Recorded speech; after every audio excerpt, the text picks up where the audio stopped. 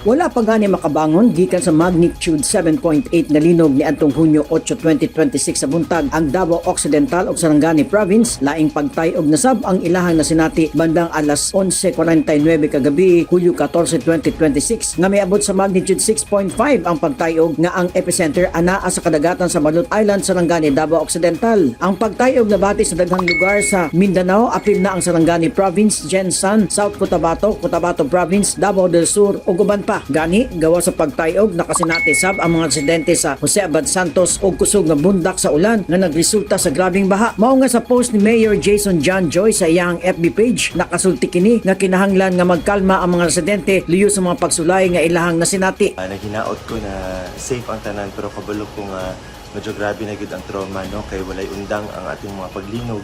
Kunya sabayan pa gid sa kusog nga ulan, mga baha ug mga landslide.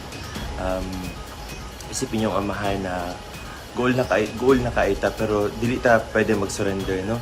Lapas ta isa ka bulan, nakaya nato, no. Nakita nato ang atong kakusog sa usa ka bulan ug padayon nato ipakita nga kaya nato ang tanan nga moabot sa ato ang mga challenges. Nagpagwas na sab og direktiba si Mayor Joyce og forced evacuation sa mga residente sa mga barangay nga nahimutang sa mga bahaunon nga lugar og landslide prone areas tungod sa peligro. Ginaremind ta mo, no, ang mga nakapuyo sa mga kilid sa sapa ug ang mga nakapuyo sa mga lugar nga ginaagian karon sa tubig nga mag-evacuate, no.